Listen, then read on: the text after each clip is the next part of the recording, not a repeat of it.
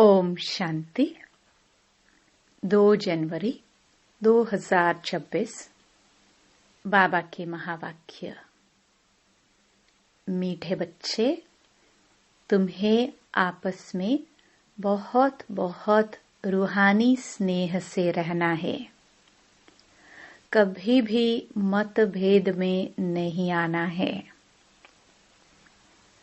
प्रश्न: हर एक ब्राह्मण बच्चे को अपनी दिल से कौन सी बात पूछनी चाहिए?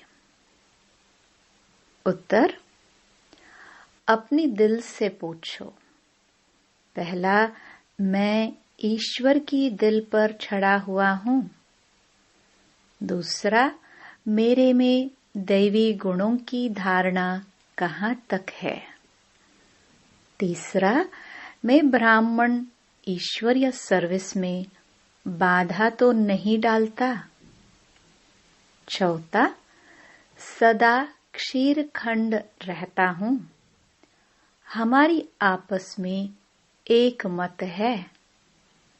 पांचवा, मैं सदा श्रीमत का पालन करता हूँ। गीत। भोलानाथ से निराला। ओम शांति। तुम बच्चे हो ईश्वरीय संप्रदाय। आगे थे आसुरी संप्रदाय। आसुरी संप्रदाय को यह पता नहीं है कि भोलानाथ किसको कहा जाता है। यह भी नहीं जानते कि शिव शंकर अलग अलग हैं। वह शंकर देवता है, शिव बाप है। कुछ भी नहीं जानते हैं। अब तुम हो ईश्वरीय संप्रदाय अथवा ईश्वरीय फैमिली। वह है आसुरी फैमिली रावण की। कितना फर्क है। अभी तुम ईश्वरीय फैमिली में ईश्वर द्वारा सीख रहे हो कि एक दो में रूहानी प्यार कैसा होना चाहिए।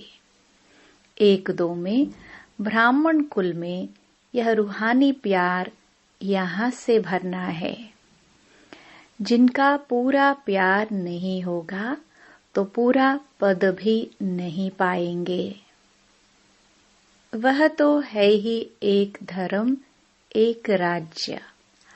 आपस में कोई झगड़ा नहीं होता। यहाँ तो राजा ही है नहीं।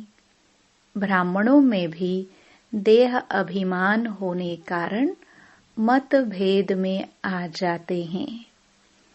ऐसे मतभेद में आने वाले सजाए खाकर फिर पास होंगे। फिर वहाँ एक धर्म में रहते हैं तो वहाँ शांति रहती है। अब उस तरफ है आसुरी संप्रदाय व आसुरी फैमिली टाइप। यहाँ है ईश्वरीय फैमिली टाइप।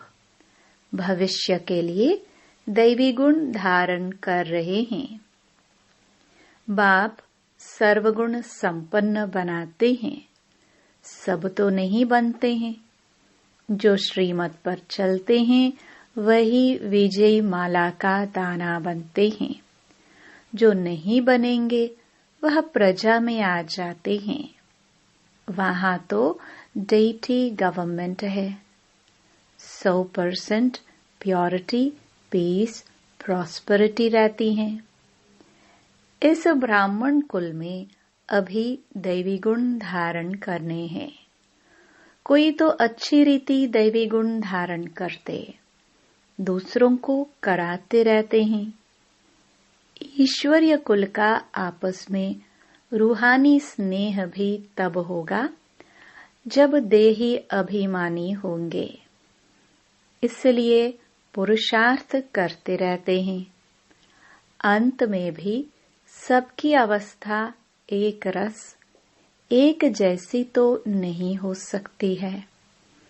फिर सजाए खाकर पद भ्रष्ट हो पड़ेंगे, कम पद पालेंगे। ब्राह्मणों में भी अगर कोई आपस में क्षेत्रखंड होकर नहीं रहते हैं, आपस में लून पानी हो रहते हैं, दैवी गुण धारण नहीं करते हैं, तो ऊंच पद कैसे पा सकेंगे। लून पानी होने के कारण कहाँ ईश्वरीय सर्विस में भी बाधा डालते रहते हैं, जिसका नतीजा क्या होता है, वह इतना ऊंच पद नहीं पा सकते।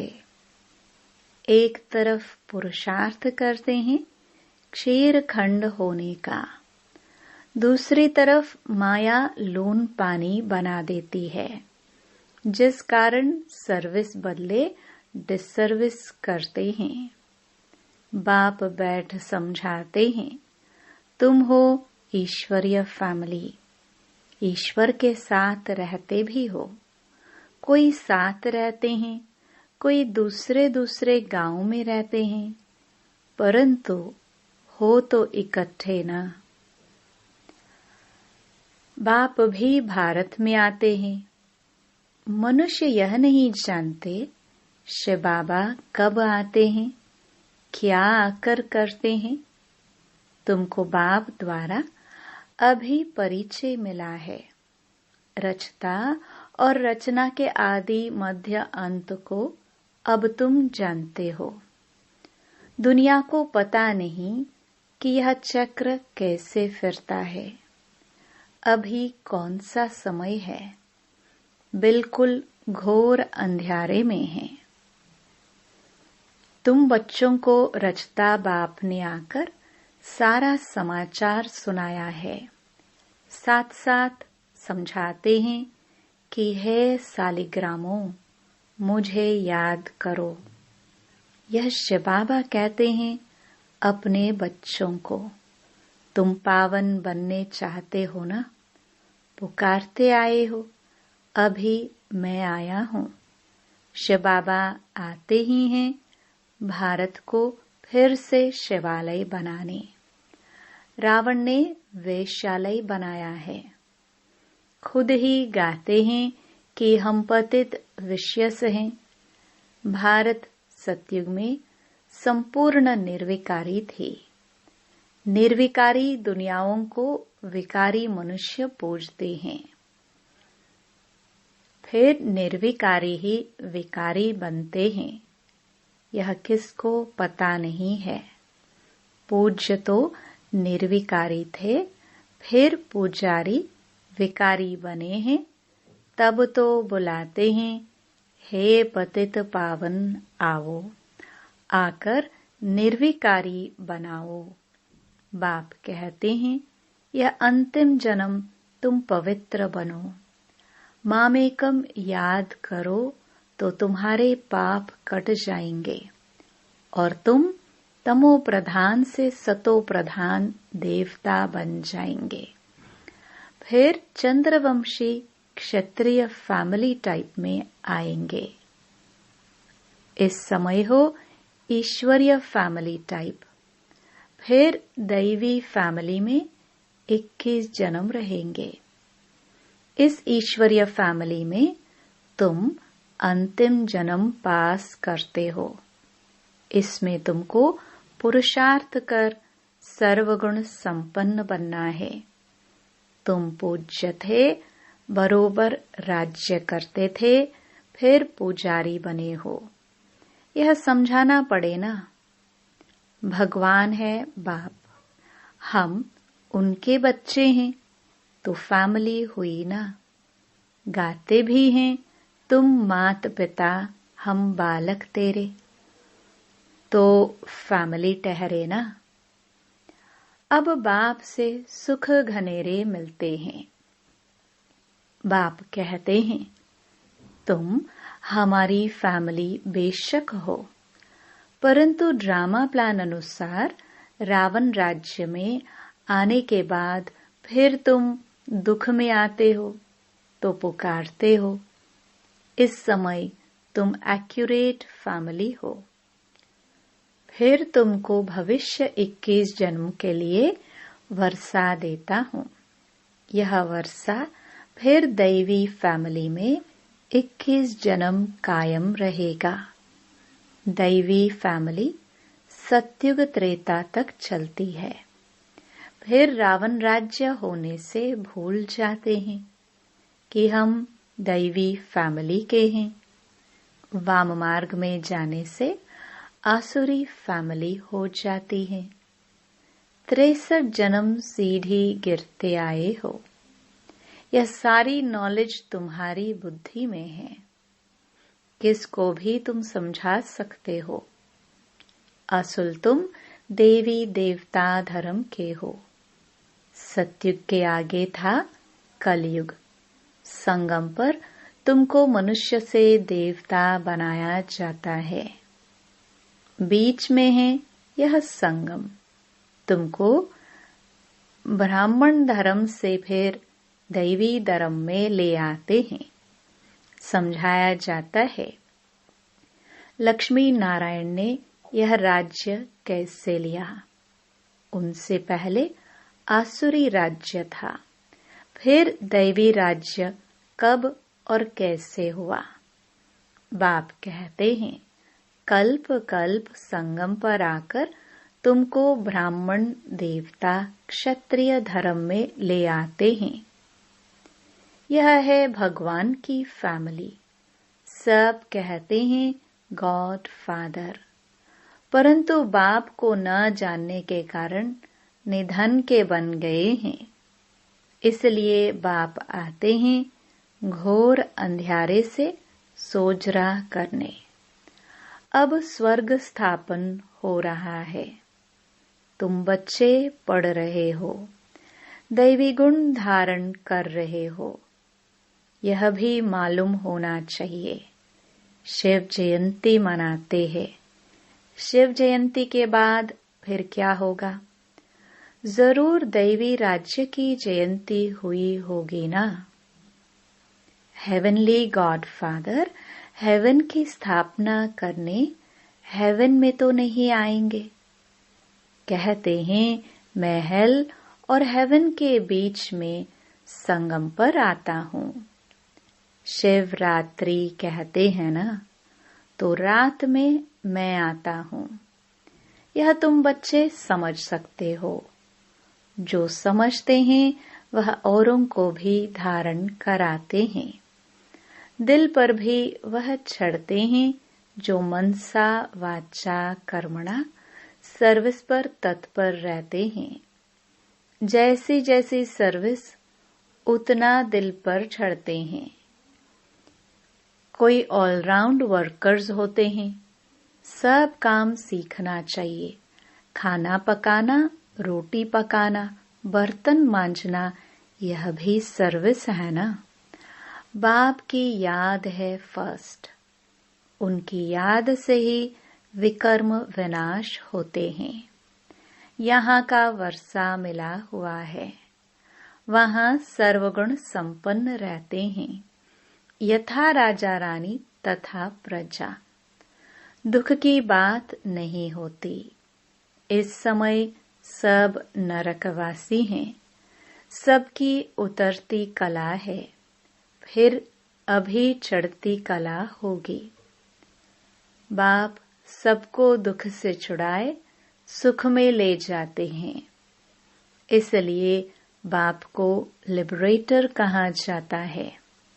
यहाँ तुमको नशा रहता है कि हम बाप से वर्षा ले रहे हैं, लायक बन रहे हैं। लायक तो उनको कहेंगे जो औरों को राजाई पद पाने लायक बनाते हैं। यह भी बाबा ने समझाया है। पढ़ने वाले तो बहुत आएंगे। ऐसे नहीं कि अभी सब 84 जन्म लेंगे। जो थोड़ा पढ़ेंगे वह देरी से आएंगे, तो जन्म भी कम होंगे ना। कोई 80, कोई 82। कौन जल्दी आते, कौन पीछे आते, सारा मदार पढ़ाई पर है। साधारण प्रजा पीछे आएगी। उन्हों के 84 जन्म हो न सके। पीछे आते रहते हैं। जो बिल्कुल लास्ट में होगा वह त्रेता अंत में आकर जन्म लेगा। फिर वाम मार्ग में जाते ही उतरना शुरू हो जाता है। भारतवासियों ने कैसे 84 जन्म लिए हैं, उनकी यह सीढ़ी है। यह गोला है ड्रामा के रूप में। जो पावन थे वही अब पतित बने हैं, फिर पावन देवता बनते हैं। बाप जब आते हैं तो सबका कल्याण होता है। इसलिए इसको ऑस्पिशियस युग कहा जाता है। बलिहारी बाप की है जो सबका कल्याण करते हैं। सतयुग में सबका कल्याण था, कोई दुख नहीं था। यह तो समझाना पड़े कि हम ईश्वरीय फैमिली टाइप के हैं। ईश्वर सबका बाप है। यहाँ ही तुम मात पिता गाते हो, वहाँ तो सिर्फ फादर कहा जाता है। यहाँ तुम बच्चों को माँ बाप मिलते हैं। यहाँ तुम बच्चों को अडॉप्ट किया जाता है। फादर क्रिएटर है तो मदर भी होगी, नहीं तो क्रिएशन कैसे होगी। हेवनली गॉड फादर कैसे हेवन स्थापन करते हैं, यह न भारतवासी जानते हैं न विलायत वाले ही जानते हैं। अभी तुम जानते हो। नई दुनिया की स्थापना और पुरानी दुनिया का विनाश तो जरूर संगम पर ही होगा। अभी तुम संगम पर हो। अभी बाप समझाते हैं, मामेकम याद करो। आत्मा को याद करना, परमपिता परमात्मा को। आत्माएं और परमात्मा अलग रहे बहुकाल। सुंदर मेला कहाँ होगा? सुंदर मेला जरूर यहाँ ही होगा। परमात्मा बाप यहाँ आते हैं। इसको कहा जाता है कल्याणकारी सुंदर मेला। जीवन मुक्ति का वर्षा सबको देते हैं। जीवन बंध से छूट जाते हैं। शांति धाम तो सब जाएंगे। फिर जब आते हैं तो सतो प्रधान रहते हैं। धर्म स्थापन अर्थ आते हैं। नीचे जब उनकी जनसंख्या बढ़े तब राजाई के लिए पुरुषार्थ करे। तब तक कोई झगड़ा आदि नहीं रहता। सतो प्रधान से सतो में जब आते हैं तब लड़ाई झगड़ा शुरू करते हैं। पहले सुख फिर दुख, अब बिल्कुल ही दुर्गति को पाए हुए हैं। इस कलयुगी दुनिया का विनाश, फिर सतयुगी दुनिया की स्थापना होनी है। विष्णुपुरी की स्थापना कर रहे हैं ब्रह्मा द्वारा। जो जैसा पुरुषार्थ करते हैं उस अनुसार विष्णुपुरी में आकर प्रारब्ध पाते हैं। यह समझने की बहुत अच्छी अच्छी बातें हैं। इस समय तुम बच्चों को बहुत खुशी होनी चाहिए कि हम ईश्वर से भविष्य 21 जन्मों का वर्षा पा रहे हैं। जितना पुरुषार्थ कर अपने को एक्यूरेट बनाएंगे, तुम्हें एक्यूरेट बनना है। घड़ी भी लीवर और सिलेंडर होती है ना। लीवर बहुत एक्यूरेट होती है। बच्चों में कई एक्यूरेट बन जाते हैं, कई इनएक्यूरेट हो जाते हैं तो कम पद हो जाता है। पुरुषार्थ करके एक्यूरेट बनना चाहिए। अभी सब एक्यूरेट नहीं चलते। तदबीर कराने वाला तो एक ही बाप है। तकदीर बनाने के पुरुषार्थ में कमी है, इसलिए पद कम पाते हैं। श्रीमत पर न चलने के कारण, आसुरी गुण न छोड़ने कारण, योग में न रहने कारण यह सब होता है। योग में नहीं है तो फिर जैसे पंडित, योग कम है इसलिए शिव बाबा तरफ लव नहीं रहता, धारणा भी कम होती है, वह खुशी नहीं रहती, शक्ल ही जैसे मुर्दों मिसल रहती है। तुम्हारे फीचर्स तो सदैव हर्षित होना चाहिए, जैसे देवताओं के होते हैं। बाप तुमको कितना वर्षा देते हैं। कोई गरीब का बच्चा साहूकार के पास जाए तो उनकी कितनी खुशी होगी। तुम बहुत गरीब थे, अब बाप ने अडॉप्ट किया है तो खुशी होनी चाहिए। हम ईश्वरीय संप्रदाय के बने हैं, परंतु तकदीर में नहीं है तो क्या किया जा सकता है। पद भ्रष्ट हो जाता है, पटरानी बनते नहीं हैं। बाप आते ही हैं पटरानी बनाने।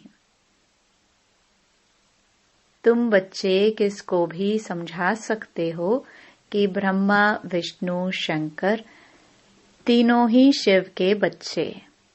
भारत को फिर से स्वर्ग बनाते हैं ब्रह्मा द्वारा, शंकर द्वारा पुरानी दुनिया का विनाश होता है।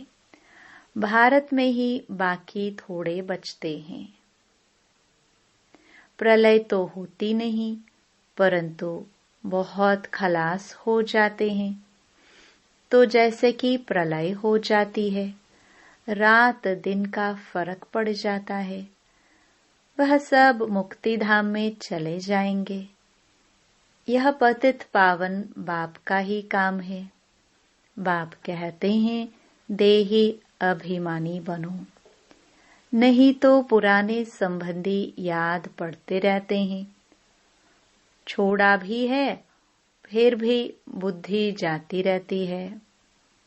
नष्टो मोहा है नहीं, इसको व्यभिचारी याद कहा जाता है। सद्गति को पा ना सके, क्योंकि दुर्गति वालों को याद करते रहते हैं। अच्छा, मीठे मीठे सिखिलदे बच्चों प्रति माता पिता बाप दादा का याद प्यार और गुड मॉर्निंग। रूहानी बाप की रूहानी बच्चों को नमस्ते। धारणा के लिए मुख्य सार। पहला, बाप दादा की दिल पर चढ़ने के लिए मनसा वाचा कर्मणा सेवा करनी है। एक्यूरेट और ऑलराउंडर बनना है। दूसरा, ऐसा देही अभिमानी बनना है जो कोई भी पुराने संबंधी याद न आए। आपस में बहुत बहुत रूहानी प्यार से रहना है। लून पानी नहीं होना है। वरदान, विश्व परिवर्तन के श्रेष्ठ कार्य में अपनी अंगुली देने वाले महान सो निर्माण भव। जैसे कोई स्थूल चीज बनाते हैं तो उसमें सब चीजें डालते हैं। कोई साधारण मीठा या नमक भी कम हो तो बढ़िया चीज भी खाने योग्य नहीं बन सकती। ऐसे ही विश्व परिवर्तन के इस श्रेष्ठ कार्य के लिए हर एक रतन की आवश्यकता है। सबकी अंगुली चाहिए। सब अपनी अपनी रीति से बहुत बहुत आवश्यक श्रेष्ठ महारथी हैं। इसलिए अपने कार्य की श्रेष्ठता के मूल्य को जानो। सब महान आत्माएं हो, लेकिन जितने महान हो उतने निर्माण भी बनो। स्लोगन। अपनी नेचर को इजी, सरल बनाओ तो सब कार्य इजी हो जाएंगे। अव्यक्त इशारे। इस अव्यक्ति मास में बंधन मुक्त रह जीवन मुक्त स्थिति का अनुभव करो। जीवन में रहते समय नाजुक होते, परिस्थितियां, समस्याएं, वायुमंडल डबल दूषित होते हुए भी उसके प्रभाव से मुक्त जीवन में रहते इन सर्व भिन्न भिन्न बंधनों से मुक्त रहना है। एक भी सूक्ष्म बंधन नहीं हो, ऐसा हर एक ब्राह्मण बच्चे को बंधन मुक्त जीवन मुक्त बनना है। संगम युग पर ही इस जीवन मुक्त स्थिति की प्रारब्ध का अनुभव करना है। ओम शांति।